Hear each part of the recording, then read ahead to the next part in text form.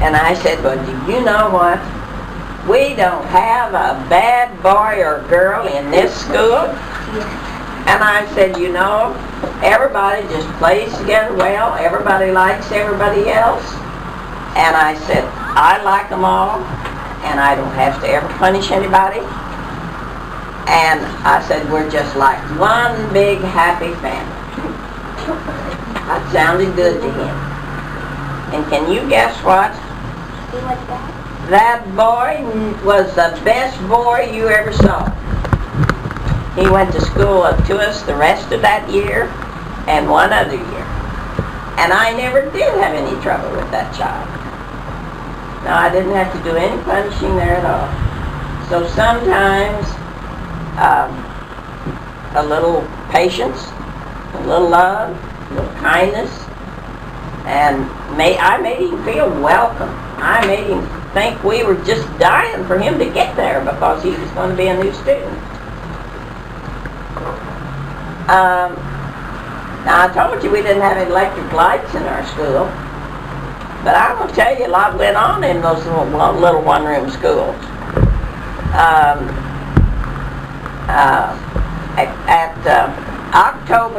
Last October, the 1st of November, almost every rural school around anywhere always had a pie supper or a box supper. Now, do you have any idea what that would be like? Well, do you? What do you think it would be? Well, like, people would bring in pies or something, and then people would share them and eat them or something? I think she'd been listening to her grandmother before.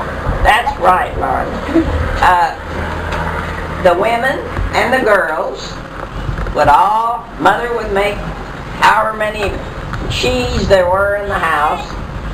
Her mother would bring a pie, make a nice pie for each one of them, and then they'd get a box that pie would fit in, and with crepe paper they would trim that box, and everybody would try to see who could outdo the other, who'd have the prettiest box.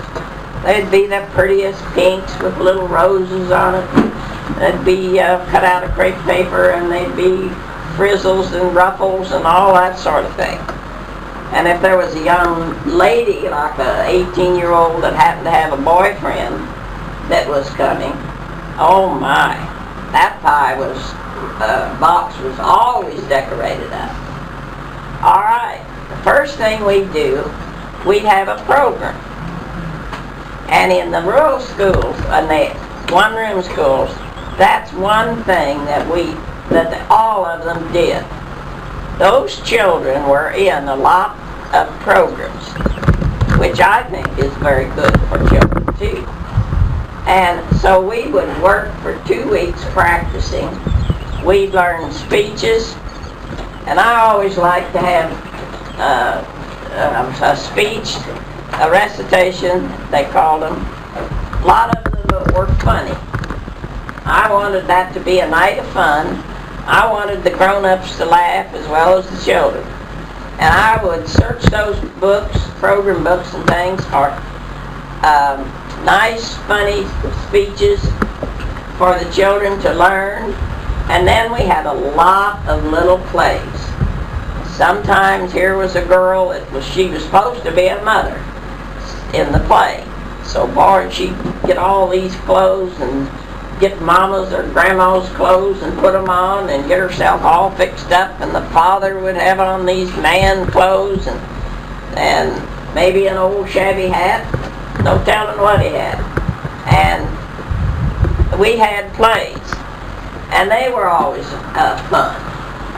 So we put together a good program, and here all the people from the community would come.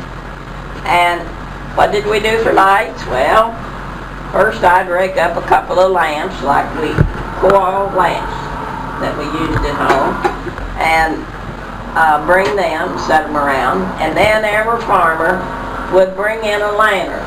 Grandma, we're running out of time almost. Dear. You might want to just tell them what they did with the pies. To the pie. Yeah. They sold them, and then whoever bought your pie, they went and ate the pie with the person Maybe it was a boy that bought your pie, a man that bought it, and so forth. What'd you do with the money? The money was used to buy art paper, basketball, baseball, whatever we needed in the schoolroom. It was the children's and my money to spend for things we need. How many more minutes do I have? Well, we're almost through. You want to get any questions? We have 5. Oh, tell us about the story of the little girl that didn't know the English very well. Well, a little girl that came to school to me in the 1st grade, she, well, she wasn't a very bright little girl. She had 2 or 3 brothers that came, and she'd come early, and I'd say, well, where's Mildred? Well, he's at home. And I'd say, well, where's Sally? He'll be here after a while. He wasn't ready yet. She could not distinctly tell me the difference between he and she. And I thought, well, if I don't learn anything else, I will teach her that her father is a he, and her mother's a she, and what she is, and all of that. And I just worked, and I used different examples and everything. And finally, I said, all right, now what's your brother Raymond? What do you call him when you speak of him? She studied a minute, and she said, he's a she. So I didn't get along very well. Well, you wanted to mention some of the disadvantages you thought of being in the one-room what? school. Some of the disadvantages of being in the one-room schoolhouse. Now, I'll never say that the one-room school, of course, was better than the kind of school you go to or to the public schools. But I will say there were a lot of very smart, successful, well-educated children that came out of the one-room school. I am very proud. I have not kept up with every boy and girl.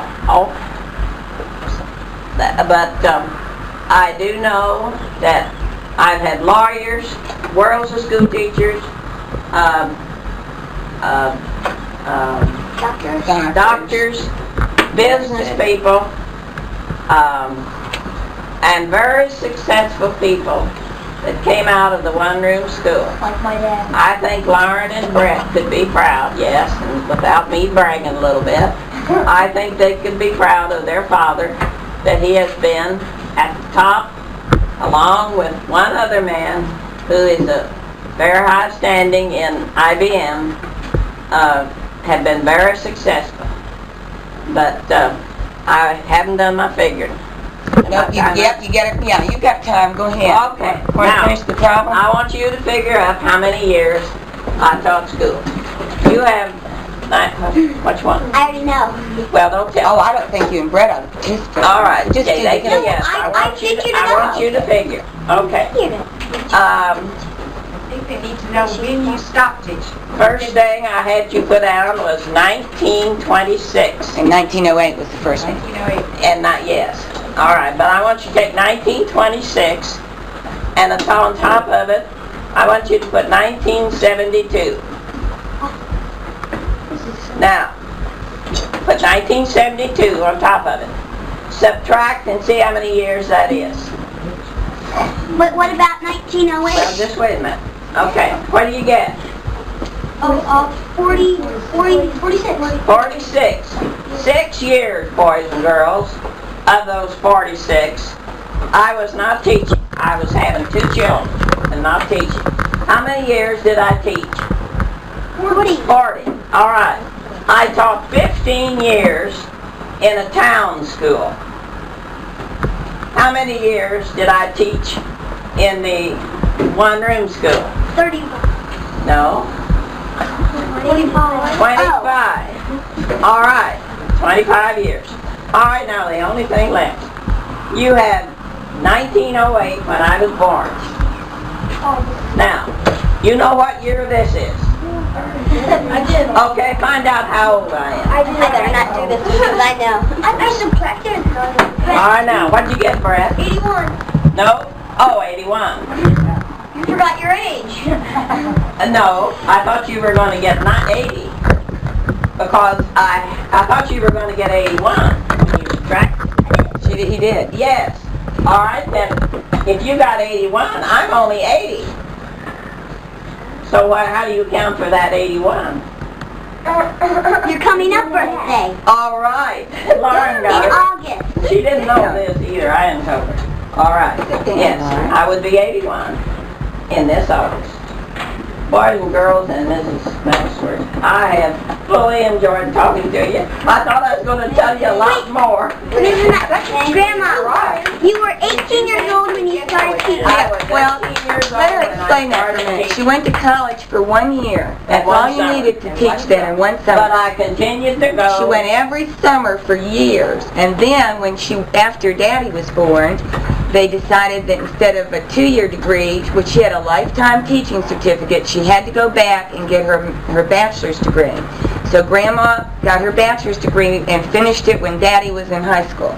Is that right, Mom? When Larry was graduating from the 8th grade, his mama was walking across the college, getting her BS degree, and I don't know of any other time that I was much more proud than I was then. For I had worked through it through the summer. There's a lot. Let me give you one advice. If you're ever a teacher, the very first year, write the names down of every student that went to school to you that year and keep it. And the next year, do the same. I didn't do it. I'd give anything on earth if I had a list of all the names of those students who went to school with me. But she still has students that stop and see her that she taught 45 years ago. And that call her on the I saw phone. a man, a great big tall man, a year ago about now. My brother dropped dead suddenly. And at the funeral home that night, this fellow came up to me and put his arms around me, and he said, "Oh, my one-room school teacher." He said, "I told my wife the other day, if there was more one-room school rooms, and one more like Ms. Morgan, the world would be better off." But listen, today you have art, and you have a music teacher, and you have a lot more science than we had then, and you have a lot more opportunities, and you have better qualified teachers. So I would say that you would do much better in your schools today, even though a lot of people learned well in the one-room school. Any questions? Anybody have some questions you want to go over? Thank you. Josh, break up So the bell rang. Josh has a question, Mom. Josh in the back. All right. Josh, you have a question? Well, on their desk, did they have spaces in the desk like this, or did they put all their books on top? They had, one kind was this lid would raise up, and only one person sat in it. But the kind that was long, the opening was down here, and you put your books, one child put his books over on this side, the other one put his over on this side. Any others? Did you use the McGuffey readers? I use the McGuffin readers. No, well, Brett, you're smart. I didn't know that you knew about those. No, I didn't. That was way back before my time. But I've heard about them a lot. What kind of books did you use? Well, just They had lots of books, Mom said. a lot like yours. And she had a library that would bring them The books. same companies, but anybody else? For you all the way.